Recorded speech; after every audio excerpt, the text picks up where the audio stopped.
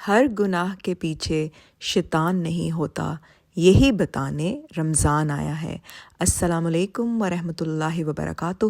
Welcome back to beneficial باتیں۔ امید کرتی ہوں کہ میری تمام یوٹیوب فیملی خیر و عافیت سے ہوں گی انشاءاللہ، اور رمضان کے اس پیارے سے بابرکت مہینے کی فضیلت کو انجوائے کر رہے ہوں گے،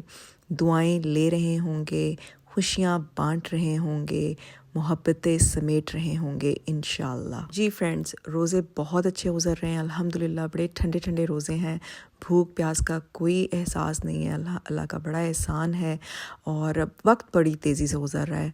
الحمدللہ اللہ سے دعائیں مانگتے ہیں کہ جی ہمارے وقت میں برکت ڈال دیں، وہ بھی محسوس ہوتا ہے، لیکن ایٹ دا سیم ٹائم بڑی جلدی سے یہ مہینہ گزر گیا ہے، آلموسٹ ہم تاک راتیں انٹر کرنے والے ہیں۔ تو میں نے سوچا کہ اس سے پہلے کہ ہم زیادہ عبادت میں مصروف ہو جائیں، ایک کوئک سی اپڈیٹ، ایک کوئک سی ویڈیو بنا لوں، اور آپ سب سے تھوڑی سی گپ شپ بھی ہو جائے گی۔ میرا مقصد ویڈیو بنانے کا زیادہ تر تو یہی تھا کہ آپ سب کے ساتھ رمضان کے حوالے سے اچھی سی باتیں شیئر کی جائیں۔ اب جیسے آپ کو جانتے ہی ہیں کہ تاک راتیں سٹارٹ ہونے والی ہیں، اور ہم نہیں چاہتے کہ ہم یہ جو نائٹ آف پاور آنے والی ہے لیلۃ القدر، اس کو مس کیا جائے۔ تو میرے فرینڈز، میری آپ سب سے ریکویسٹ یہی ہے کہ روز صدقہ خیرات کریں،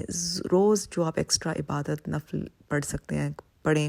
کیونکہ یہ ایک رات 1000 منتھس کے برابر ہے، یعنی کہ 83 ایئرز، جو کہ ہم میں سے زیادہ کا تو اتنا لائف سپین بھی نہیں ہوتا۔ تو امیجن اگر اللہ تعالیٰ کے نزدیک وہ ایک عبادت، وہ ایک رات قبول ہو گئی، وہ ایک صدقہ قبول ہو گیا،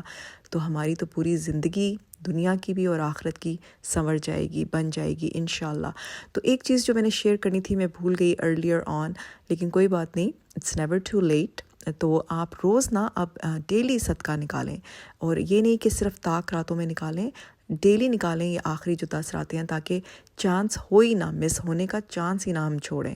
تو میں کیا کرتی ہوں کہ میں اپنی پوری سب فیملی ممبرس کے حوالے سے نا $1 روز کا ہم نکالتے ہیں، سب بچے خود نکالتے ہیں، بڑے بھی اپنے ہاتھ سے نکالتے ہیں صدقہ، اور پھر ہم جا کے وہ مسجد میں دے دیتے ہیں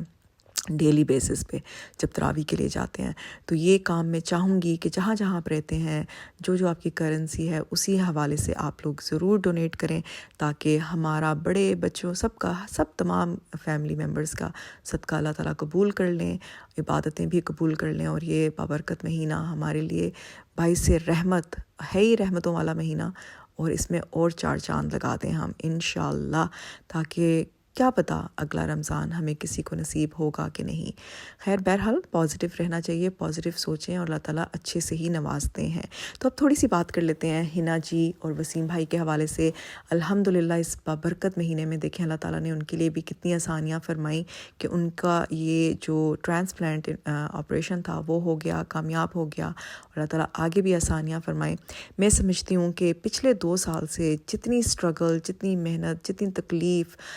جتنی اسٹریس اور ٹینشن سے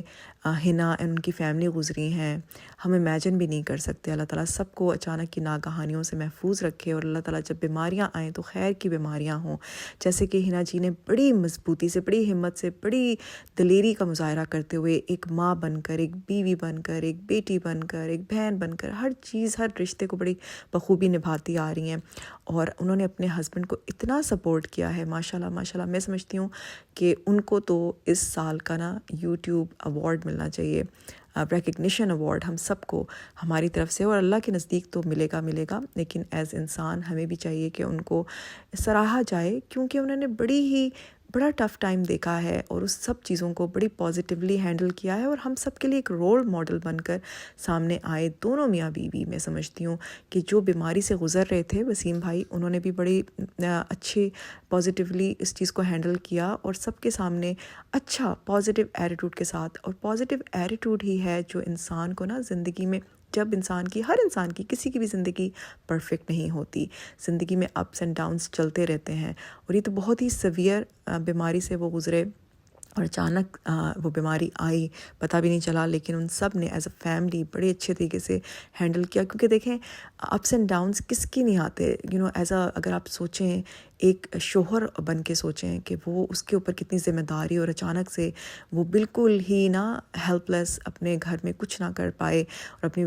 فیملی کے لیے بھی کچھ نہ کر سکے، تو وہ کیا سوچتے ہوں گے. پھر as a woman, as a wife, وہ بیوی ان کی ہے نا جی، ان پہ کتنی ذمہ داری پڑ گئی، اور وہ کیا سوچتی تھیں، وہ کتنی اسٹریسفل مائنڈ ہوتا ہوگا، لیکن اس کے باوجود ایک پازیٹیو ہیپی فیس کے ساتھ وہ سب چیزیں ڈیل کرتی رہیں، کیونکہ وہ اپنے ہسبینڈ کی سپورٹ تھیں. ان کو اگر وہ پازیٹیولی لے کے نہ چلتی تو سب وہیں دھرا کا دھرا رہ جاتا ہے. تو یہ سب چیزیں بہت امپورٹنٹ باتیں ہیں جو ہمیں سوچنی چاہیے کہ اصل میں ان مسکراتے چہروں کے پیچھے کتنی بڑی تکلیفات اور کتنی دکھ اور پریشانیوں کے ساتھ ساتھ ان سب نے اچھے طریقے سے خود بھی ہینڈل کیا، ہم سب کو بھی شو کروایا کہ جی اللہ کی رضا میں راضی ہونا ہی ہم سب کے لیے بہتری ہے، اور اسی میں آسانی ہے. اور اللہ تعالیٰ نے ان کا ساتھ دیا، اور کیونکہ انہوں نے اللہ کا ہاتھ اللہ کی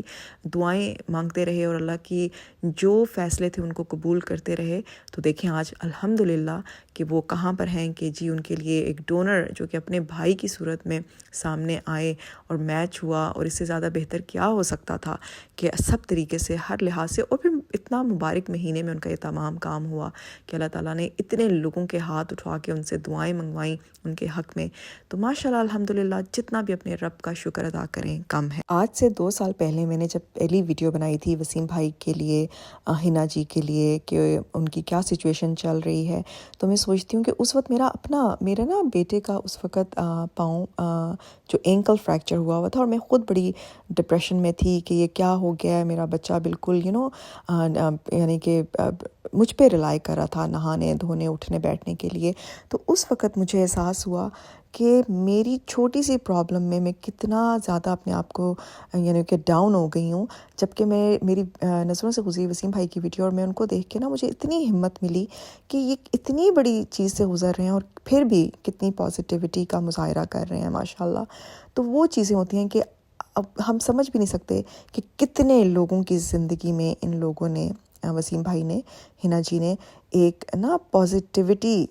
ایڈ کی اور ان کو دکھایا اور ہمت دلائی کہ نہیں، زندگی میں یہ سب چیزیں چلتی رہتی ہیں، آتی رہتی ہیں، پریشانیاں، بیماریاں، لیکن ہمیں ان کا ڈٹ کے مقابلہ کرنا ہے کیونکہ اللہ کی طرف سے آزمائشیں ہیں. حالانکہ دیکھا جائے تو آج سے کوئی 3-4 سال پہلے جب ان لوگوں نے یوٹیوب سٹارٹ کیا تھا،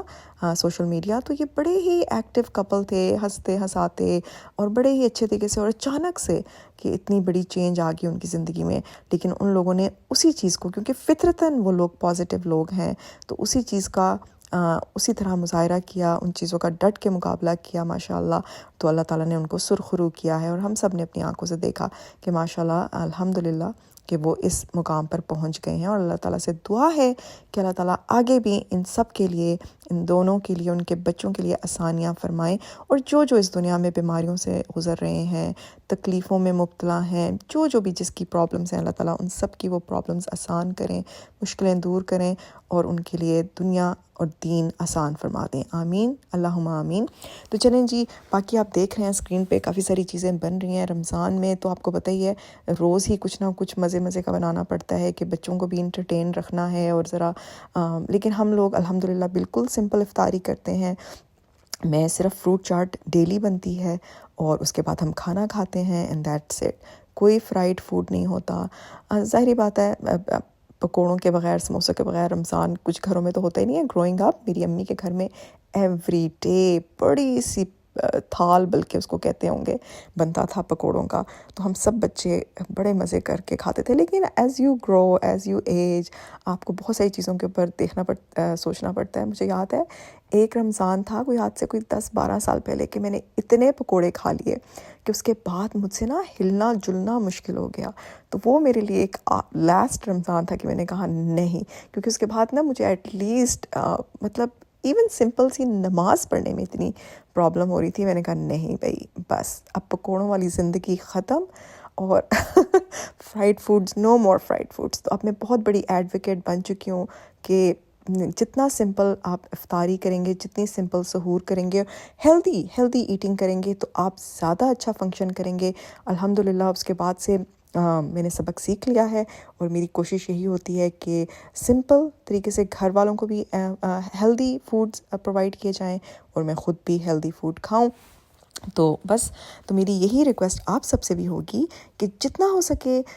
ہیلدی سمپل فوڈ کھائیں گے تو آپ زیادہ بہتر طریقے سے عبادت کر سکیں گے، کیونکہ اس مہینے کا مقصد ہی ہے کہ ہم زیادہ سے زیادہ اچھے طریقے سے قرآن شریف پڑھیں، نمازیں ٹائم پہ پڑھیں، ہر چیز ٹائم پہ کریں۔ تو اس سب چیزوں کو حاصل کرنے کے لیے نا مجھے کبھی کبھی حیرت ہوتی ہے جب میں دیکھ رہی ہوتی ہوں کہ کس حساب سے لوگ پکوڑے اور سموسے کھا رہے ہوتے ہیں۔ اللہ تعالیٰ ان کو ہضم کریں، لیکن مجھے ہو رہا ہوتا ہے، میں سوچ رہی ہوتی ہوں کہ یہ باقی فنکشن تراویح پہ جانا یہ سب کچھ کیسے ہوگا، لیکن بس اللہ تعالیٰ آسانیاں فرما دیتے ہیں سب کے لیے، اور سب کے ڈائجسٹو سسٹم بھی اپنے اپنے ڈفرینٹ ہوتے ہیں۔ تو ہم یہ نہیں کہہ سکتے کہ اگر کوئی چیز مجھے ہضم نہیں ہو رہی یا میرے لیے مشکل کریٹ کری ہے تو وہ دوسروں کے لیے بھی ایسا ہوگا، ایسا نہیں ہوتا۔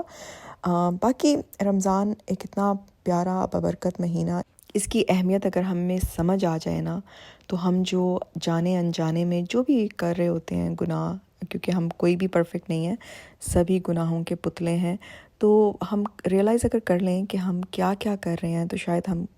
کبھی ایسے کام نہ کریں۔ لیکن افسوس کہ آپ دیکھ رہے ہوتے ہیں کہ کچھ چیزوں پہ، کچھ لوگوں پہ کسی بھی چیز کی اہمیت نہیں ہے۔ جب آپ کو یہ نظر آنے لگے نا کہ انسان کے نزدیک اللہ کی اہمیت نہ رہے، نعوذ باللہ،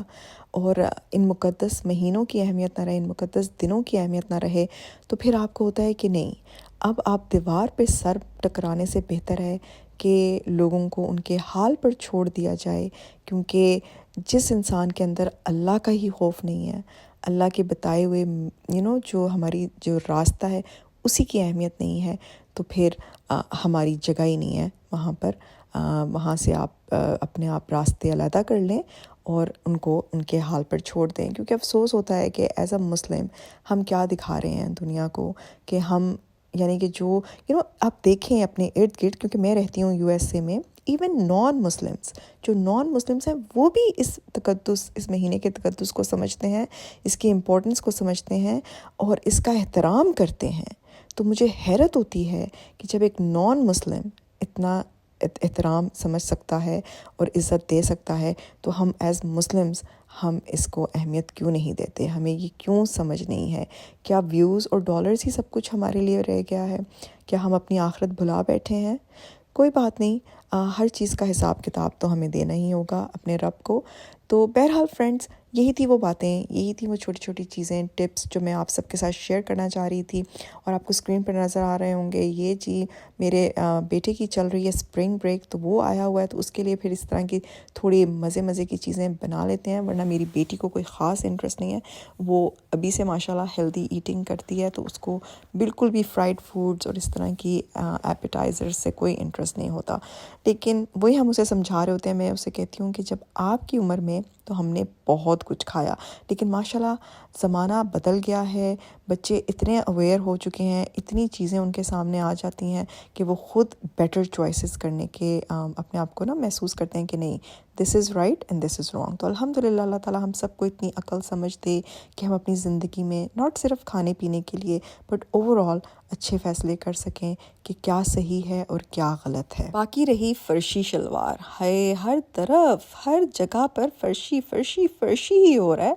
تو جی کون بنا رہا ہے فرشی شلوار؟ کس کی پلاننگ ہے فرشی شلوار پہننے کی؟ میرا تو موڈ ہو رہا ہے پہننے کا، لیکن مسئلہ یہ ہے کہ اب ٹائم اتنا کم رہ گیا ہے عید میں کہ اگر میں کہیں سے آرڈر بھی کروں گی تو وہ مجھے ملنا مشکل ہی ہوگا۔ تو کوئی بات نہیں، آج نہیں تو اگلی عید پر پہن لیں گے، کوئی ایسی ایمرجنسی نہیں ہے۔ لیکن فرشی شلوار کی جو بن گئی ہے نا حالت، جو کر دی گئی ہے، اس کو دیکھنے میں کافی مزہ آ رہا ہے۔ لیکن بچپن میں بھی نا، چھوٹے ہوتے ہوئے بھی پاکستان میں یہی ہوتا تھا کہ عید پہ کیا پہنیں گے، کوئی نئی چیزیں آ جایا کرتی تو سب اسی کے پیچھے پڑ جاتے تھے۔ اٹس اوکے، اچھا ہے، ایک ٹرینڈ ہے، ایک کانسیپٹ ہے، تو اس کو کریٹ کیا جا رہا ہے، جس پہ سوٹ کرتی ہے وہ پہنے، جس کو نہیں، میں تو سمجھتی ہوں کہ فیشن وہ کرنا چاہیے جو آپ پر سوٹ کرے۔ اور لیکن کبھی کبھی کچھ ایسے لوگ بھی ہوتے ہیں جن پہ ہر قسم کا فیشن سوٹ کر جاتا ہے۔ ماشاءاللہ پلوشا جی کے اوپر فرشی شلوار بہت پیاری لگ رہی تھی، اور کیا کہتے ہیں، اور شلوار ہے اور پاکستانی جو ڈریس ہے شلوار قمیض، تو اس کو تو ہمیں پروموٹ کرتے رہنا چاہیے، کیوں نہیں۔ میں تو جب میں جاب کرتی تھی ان اے ہاسپٹل یہاں USA میں،